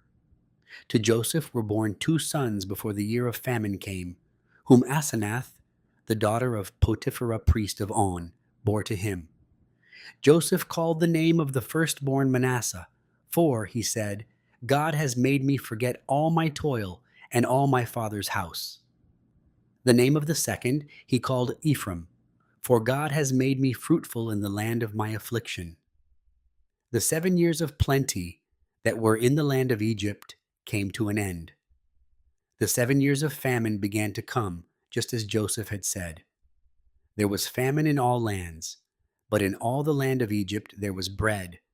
When all the land of Egypt was famished, the people cried to Pharaoh for bread, and Pharaoh said to all the Egyptians, "Go to Joseph. What he says to you, do." The famine was over all the surface of the earth. Joseph opened all the storehouses and sold to the Egyptians. The famine was severe in the land of Egypt. All countries came into Egypt to Joseph to buy grain, because the famine was severe in all the earth. Chapter 42. Now Jacob saw that there was grain in Egypt, and Jacob said to his sons, "Why do you look at one another?" He said, "Behold, I have heard that there is grain in Egypt. Go down there and buy for us from there, so that we may live and not die." Joseph's 10 brothers went down to buy grain from Egypt. But Jacob didn't send Benjamin, Joseph's brother, with his brothers, for he said, "Lest perhaps harm happen to him." The sons of Israel came to buy among those who came, for the famine was in the land of Canaan. Joseph was the governor over the land. It was he who sold to all the people of the land. Joseph's brothers came and bowed themselves down to him with their faces to the earth. Joseph saw his brothers, and he recognized them, but acted like a stranger to them, and spoke roughly with them. He said to them, "Where did you come from?" They said, "From the land of Canaan to buy food." Joseph recognized his brothers, but they didn't recognize him. Joseph remembered the dreams which he dreamed about them, and said to them, "You are spies. You have come to see the nakedness of the land. They said to him, No, my lord, but your servants have come to buy food. We are all one man's sons. We are honest men. Your servants are not spies. He said to them, No, but you have come to see the nakedness of the land. They said, We, your servants, are 12 brothers, the sons of one man in the land of Canaan. And behold, the youngest is this day with our father, and one is no more. Joseph said to them, It is like I told you, saying, You are spies. By this you shall be tested. By the life of Pharaoh, you shall not go forth from here unless your youngest brother comes here.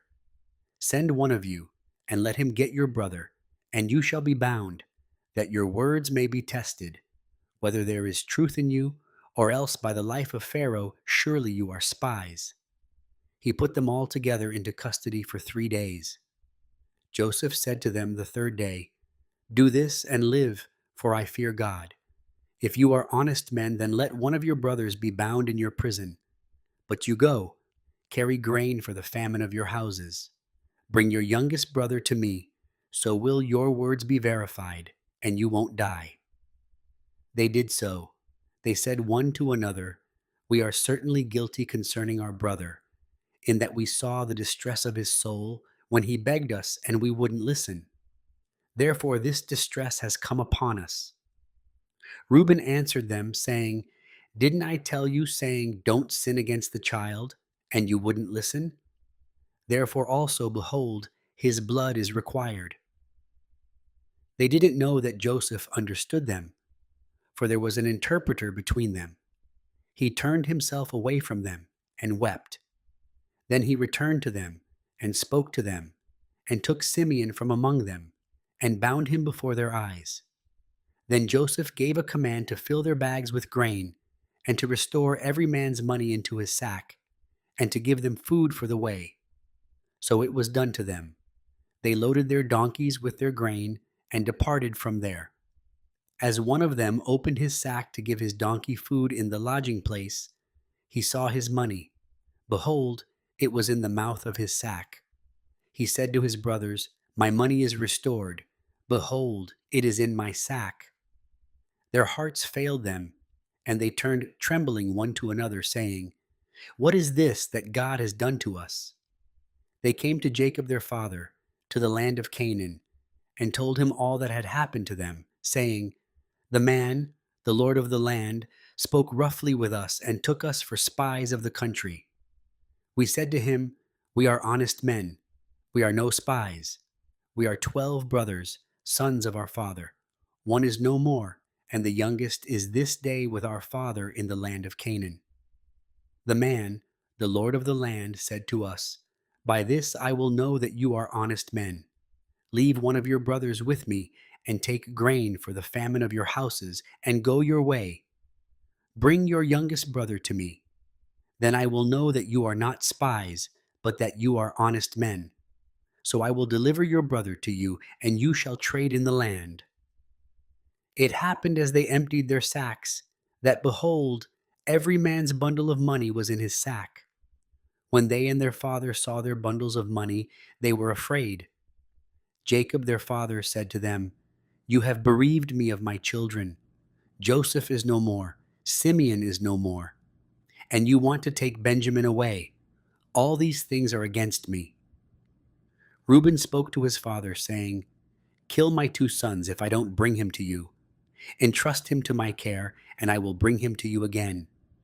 He said, My son shall not go down with you, for his brother is dead, and he only is left. If harm happens to him along the way in which you go, then you will bring down my gray hairs with sorrow to Sheol. Chapter 43. The famine was severe in the land. It happened, when they had eaten up the grain which they had brought out of Egypt, their father said to them, Go again, buy us a little more food. Judah spoke to him, saying, The man solemnly warned us, saying, You shall not see my face unless your brother is with you. If you'll send our brother with us, we'll go down and buy you food. But if you'll not send him, we'll not go down. For the man said to us, You shall not see my face unless your brother is with you. Israel said, "Why did you treat me so badly, telling the man that you had another brother?" They said, "The man asked directly concerning ourselves and concerning our relatives, saying, 'Is your father still alive? Have you another brother?' We just answered his questions. Is there any way we could know that he would say, 'Bring your brother down'?" Judah said to Israel, his father, "Send the boy with me and we'll get up and go, so that we may live and not die, both we and you and also our little ones. I'll be collateral for him. From my hand will you require him. If I don't bring him to you and set him before you, then let me bear the blame forever. For if we hadn't delayed, surely we would have returned a second time by now." Their father Israel said to them, "If it must be so, then do this. Take from the choice fruits of the land in your bags, and carry down a present for the man, a little balm, a little honey, spices and myrrh, nuts and almonds. And take double money in your hand, and take back the money that was returned in the mouth of your sacks. Perhaps it was an oversight. Take your brother also. Get up, and return to the man. May God Almighty give you mercy before the man, that he may release to you your other brother and Benjamin. If I am bereaved of my children, I am bereaved." The men took that present, and they took double money in their hand, and Benjamin, and got up, went down to Egypt, and stood before Joseph. When Joseph saw Benjamin with them, he said to the steward of his house, "Bring the men into the house, and butcher an animal, and make ready. For the men will dine with me at noon." The man did as Joseph commanded, and the man brought the men to Joseph's house. The men were afraid because they were brought to Joseph's house. And they said, "Because of the money that was returned in our sacks at the first time, we're brought in, that he may seek occasion against us, attack us, and seize us as slaves, along with our donkeys." They came near to the steward of Joseph's house, and they spoke to him at the door of the house, and said, "O my lord, we indeed came down the first time to buy food.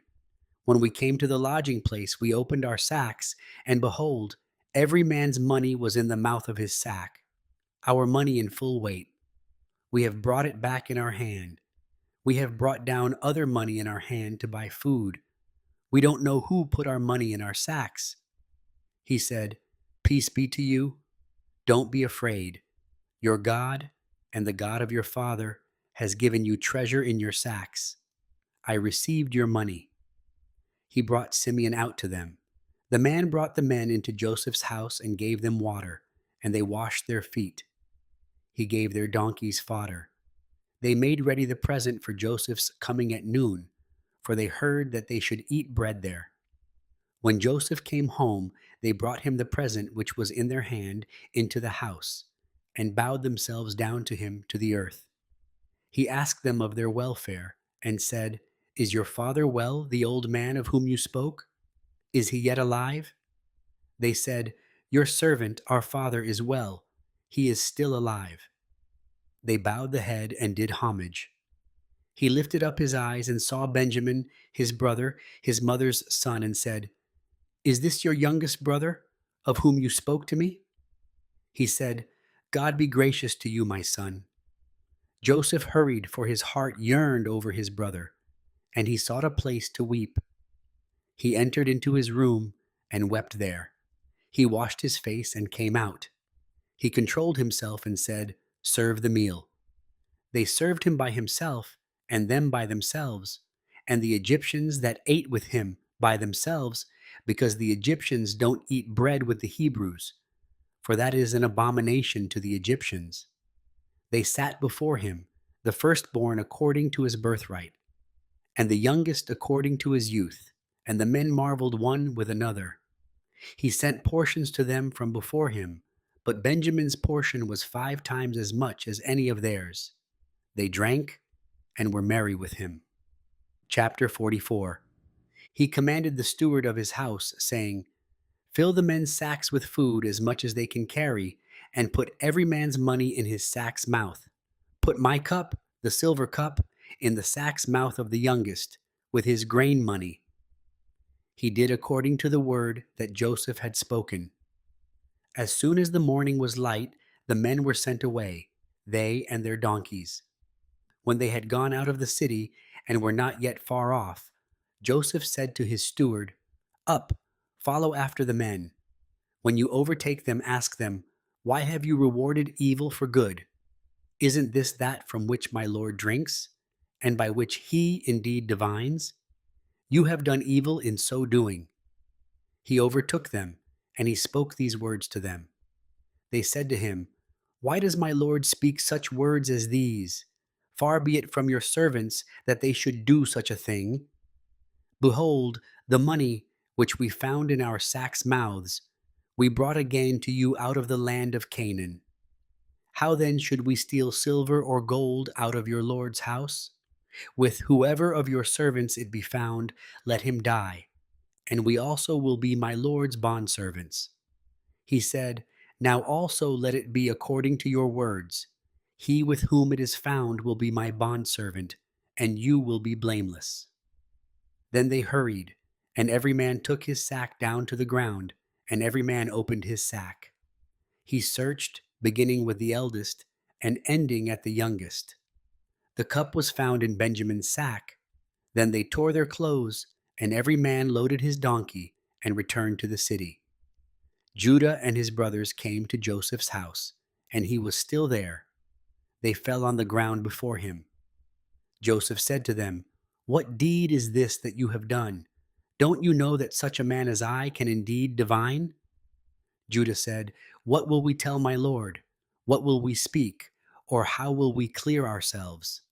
God has found out the iniquity of your servants. Behold, we are my Lord's bondservants, both we and he also in whose hand the cup is found.' He said, 'Far be it from me that I should do so. The man in whose hand the cup is found, he will be my bondservant. But as for you, go up in peace to your father.'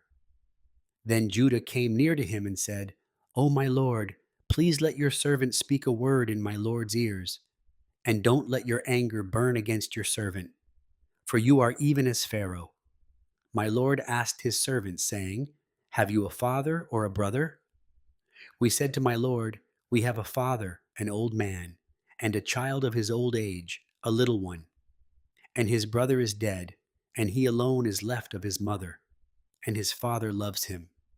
You said to your servants, Bring him down to me that I may set my eyes on him.' We said to my Lord, 'The boy can't leave his father, for if he should leave his father would die.'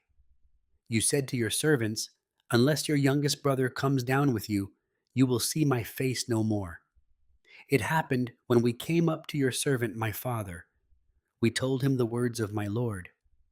Our father said, 'Go again, buy us a little food.' We said, 'We can't go down. If our youngest brother is with us, then we will go down. For we may not see the man's face unless our youngest brother is with us.' Your servant, my father, said to us, 'You know that my wife bore me 2 sons, and the one went out from me, and I said, Surely he is torn in pieces. And I haven't seen him since. If you take this one also from me, and harm happens to him, you will bring down my gray hairs with sorrow to Sheol. Now therefore, when I come to your servant my father, and the boy is not with us, seeing that his life is bound up in the boy's life, it will happen, when he sees that the boy is no more, that he will die. Your servants will bring down the gray hairs of your servant, our father, with sorrow to Sheol. For your servant became collateral for the boy to my father, saying, If I don't bring him to you, then I will bear the blame to my father forever. Now therefore, please let your servant stay instead of the boy, a bondservant to my Lord, and let the boy go up with his brothers. For how will I go up to my father if the boy isn't with me, lest I see the evil that will come on my father?" Chapter 45. Then Joseph couldn't control himself before all those who stood before him, and he cried, "'Cause every man to go out from me." No one else stood with him, while Joseph made himself known to his brothers. He wept aloud. The Egyptians heard, and the house of Pharaoh heard. Joseph said to his brothers, I am Joseph. Does my father still live? His brothers couldn't answer him, for they were terrified at his presence. Joseph said to his brothers, Come near to me, please. They came near. He said, I am Joseph, your brother, whom you sold into Egypt.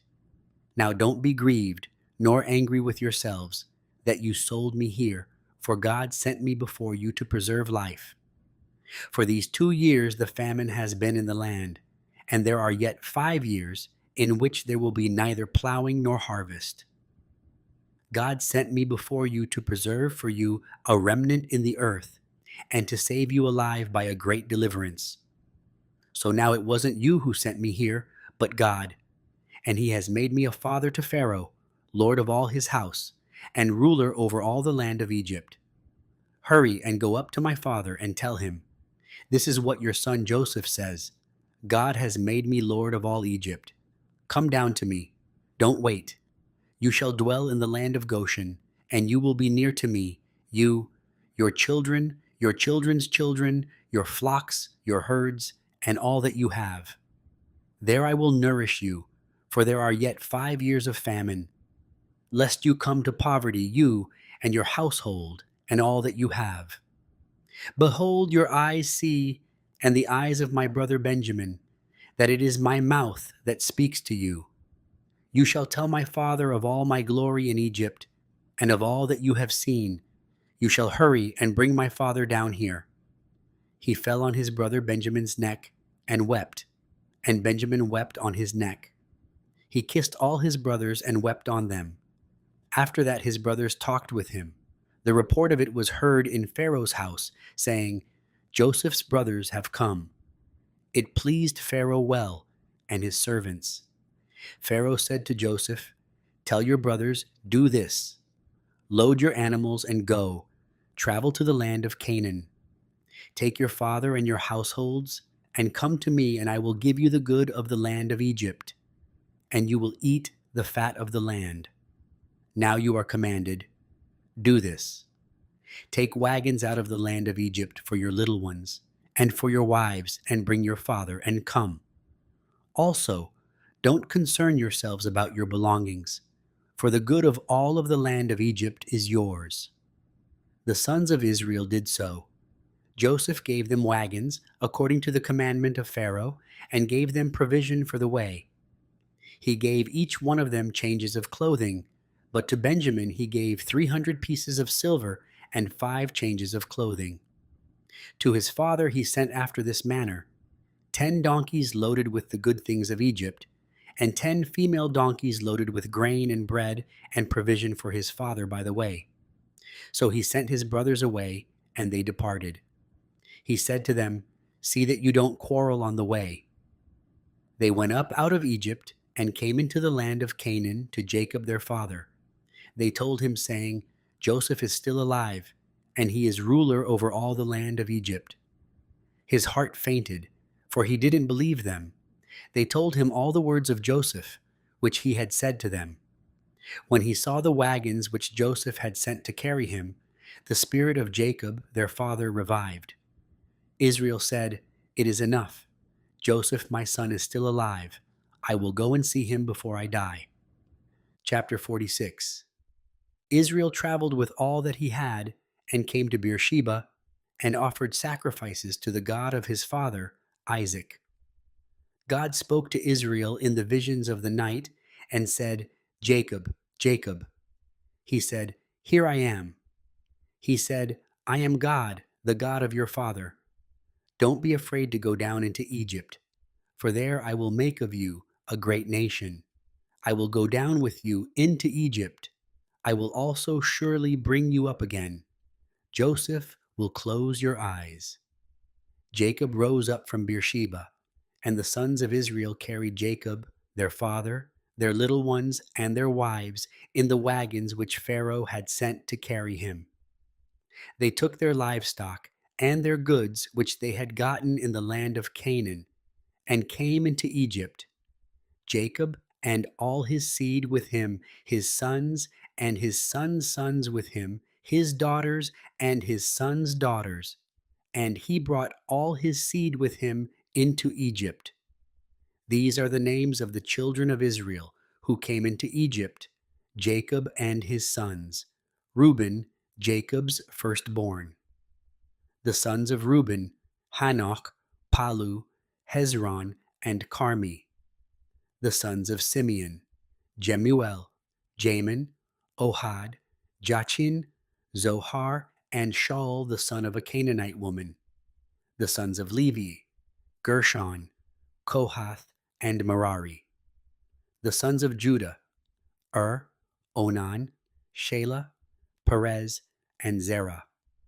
But and Onan died in the land of Canaan. The sons of Perez were Hezron and Hamul.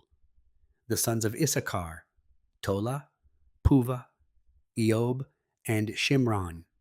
The sons of Zebulun: Sered, Elon, and Jahleel.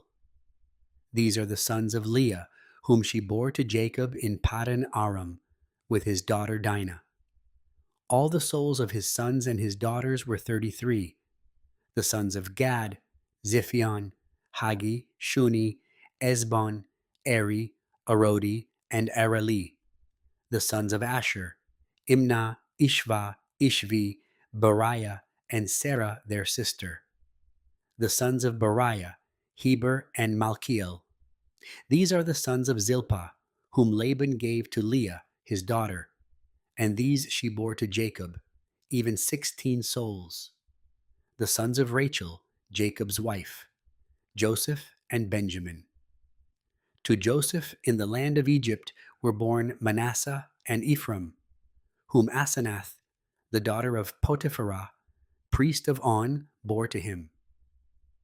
The sons of Benjamin: Bela, Becher, Ashbel, Gera, Naaman, Ahi, Rosh, Mupim, Hupim, and Ard. These are the sons of Rachel, who were born to Jacob. All the souls were 14. The son of Dan: Hushim. The sons of Naphtali: Jasil, Guni, Jezer, and Shillem. These are the sons of Bilhah, whom Laban gave to Rachel, his daughter, and these she bore to Jacob.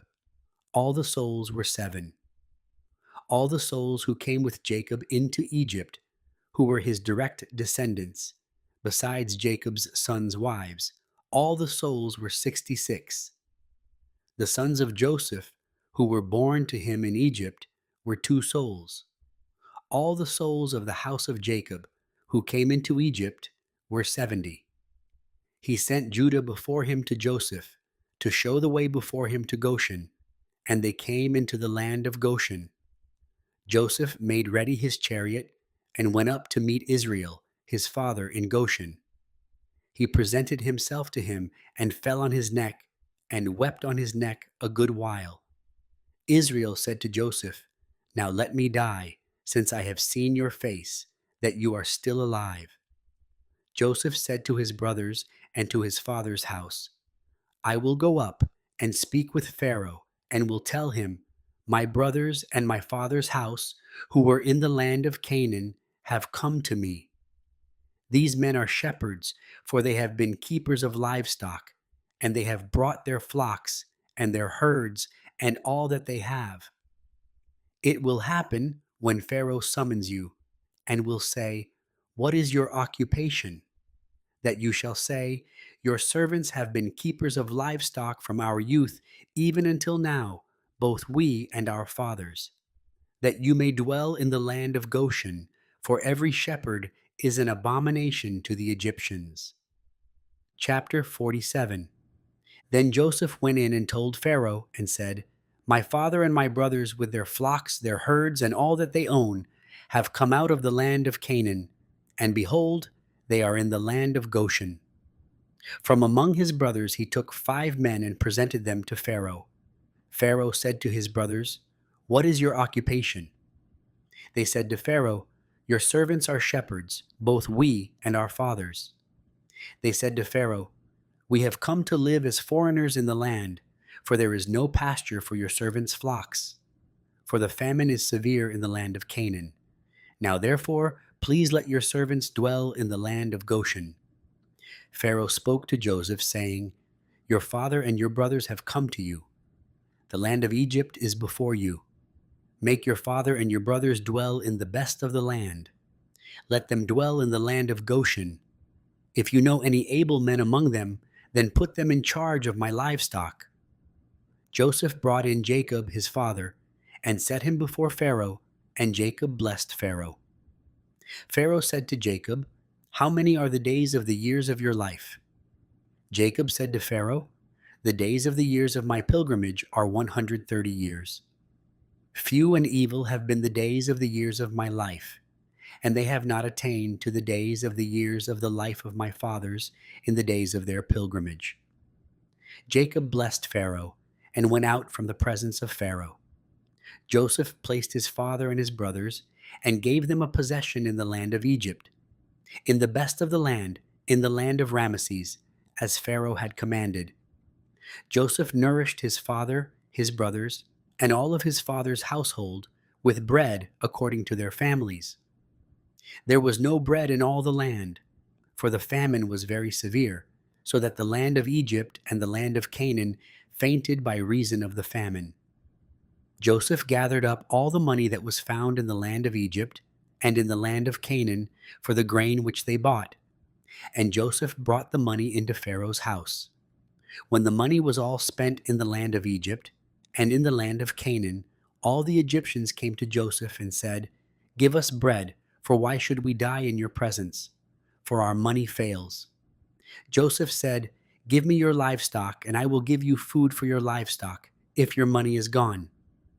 They brought their livestock to Joseph, and Joseph gave them bread in exchange for the horses, and for the flocks, and for the herds, and for the donkeys. And he fed them with bread in exchange for all their livestock for that year. When that year was ended, they came to him the second year, and said to him, We will not hide from my lord how our money is all spent, and the herds of livestock are my lord's. There is nothing left in the sight of my lord, but our bodies and our lands. Why should we die before your eyes, both we and our land? Buy us and our land for bread, and we and our land will be servants to Pharaoh.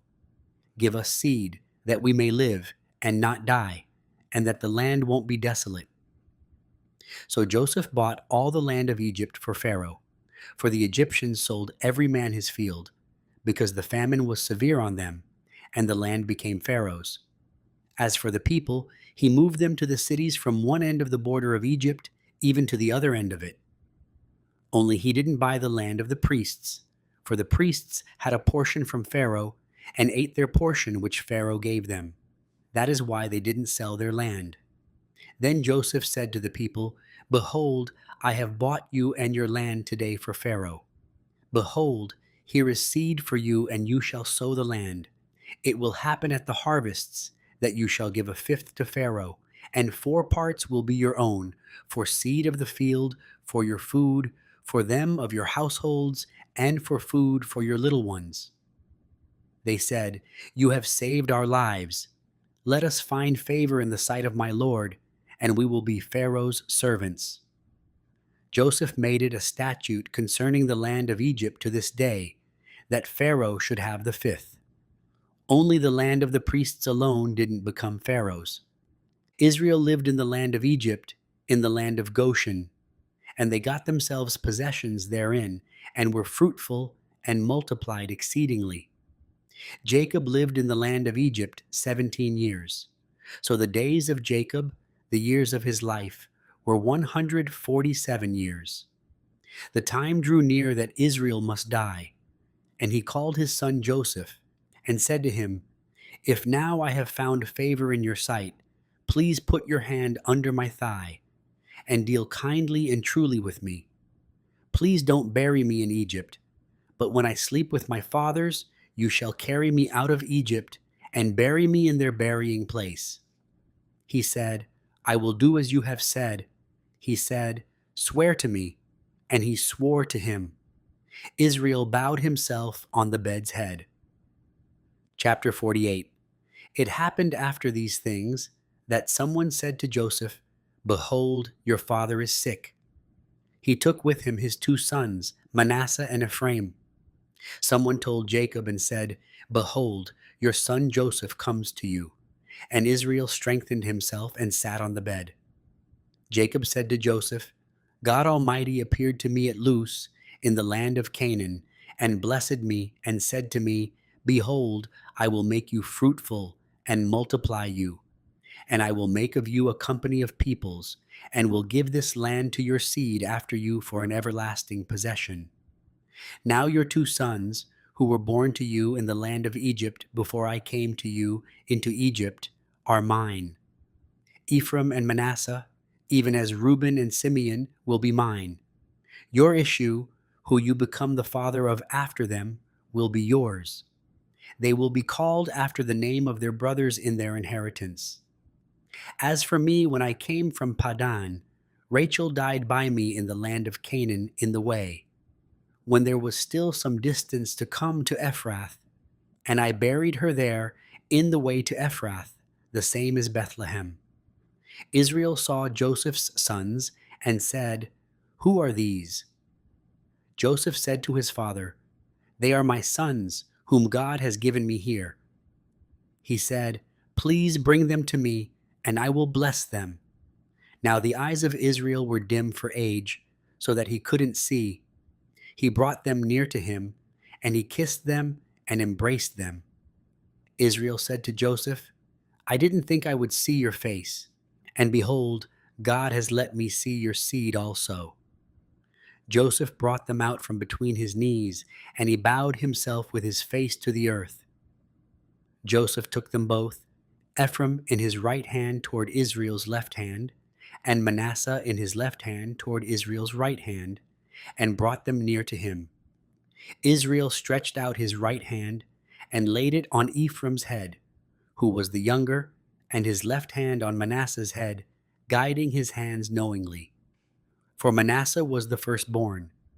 He blessed Joseph and said, The God before whom my fathers Abraham and Isaac did walk, the God who has fed me all my life long to this day, the angel who has redeemed me from all evil, bless the lads, and let my name be named on them, and the name of my fathers Abraham and Isaac. Let them grow into a multitude in the midst of the earth.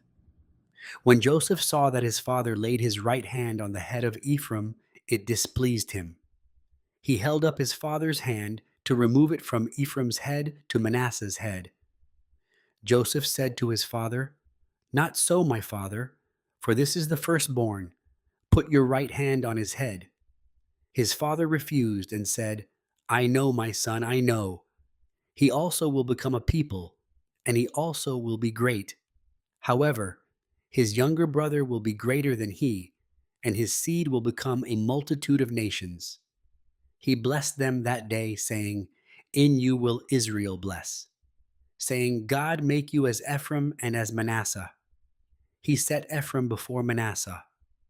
Israel said to Joseph, Behold, I am dying, but God will be with you, and bring you again to the land of your fathers. Moreover, I have given to you one portion above your brothers, which I took out of the hand of the Amorite with my sword and with my bow. Chapter 49. Jacob called to his sons and said, Gather yourselves together, that I may tell you that which will happen to you in the days to come. Assemble yourselves, and hear, you sons of Jacob. Listen to Israel, your father. Reuben, you are my firstborn, my might, and the beginning of my strength, excelling in dignity and excelling in power. Boiling over as water you shall not excel, because you went up to your father's bed, then defiled it. He went up to my couch. Simeon and Levi are brothers. Their swords are weapons of violence. My soul, don't come into their council.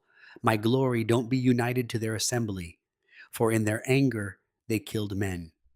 In their self-will they hamstrung oxen. Cursed be their anger, for it was fierce, and their wrath, for it was cruel. I will divide them in Jacob and scatter them in Israel. Judah, your brothers will praise you. Your hand will be on the neck of your enemies. Your father's sons will bow down before you. Judah is a lion's cub. From the prey, my son, you have gone up.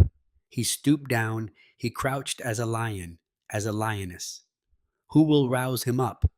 The scepter will not depart from Judah, nor the ruler's staff from between his feet, until he comes to whom it belongs.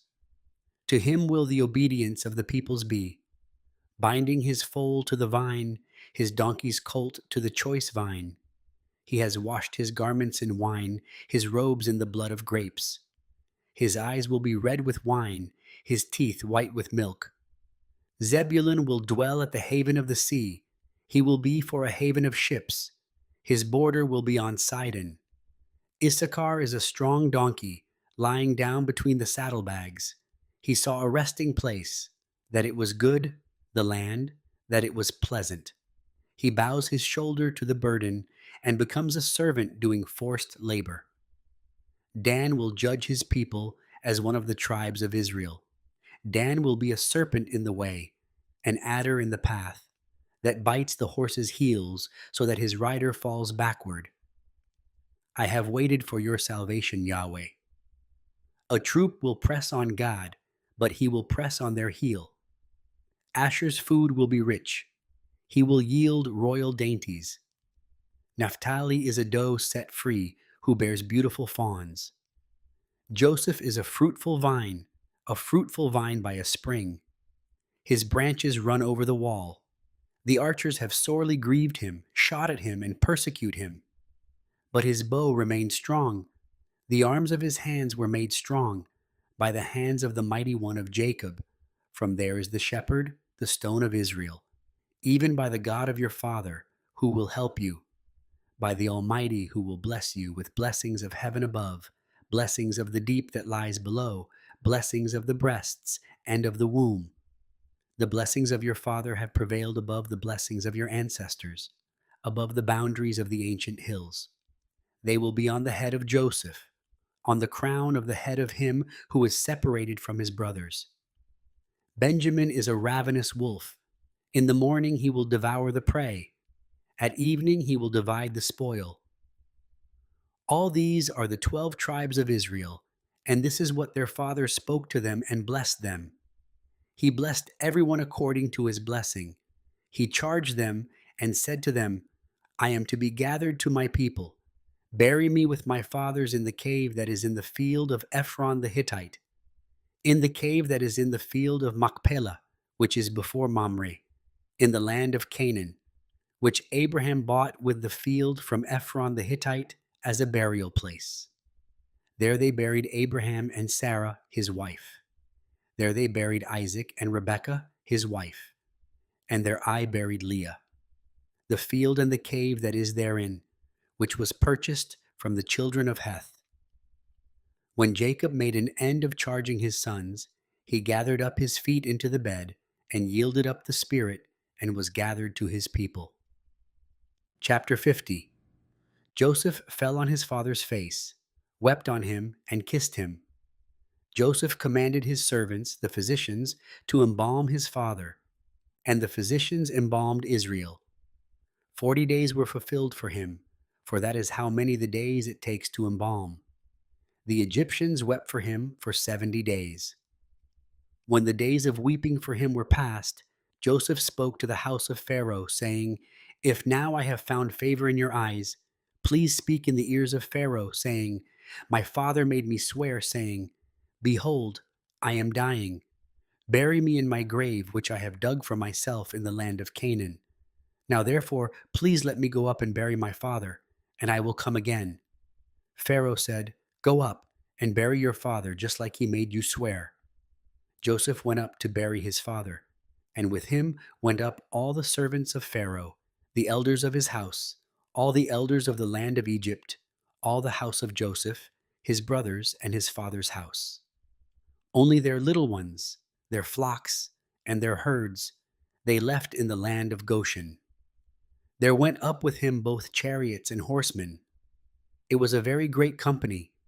They came to the threshing floor of Atad, which is beyond the Jordan, and there they lamented with a very great and sore lamentation. He mourned for his father 7 days. When the inhabitants of the land, the Canaanites, saw the mourning in the floor of Atad, they said, "This is a grievous mourning by the Egyptians." Therefore the name of it was called Abel Mizraim, which is beyond the Jordan. His sons did to him just as he commanded them, for his sons carried him into the land of Canaan, and buried him in the cave of the field of Machpelah, which Abraham bought with the field for a possession of a burial site from Ephron the Hittite before Mamre.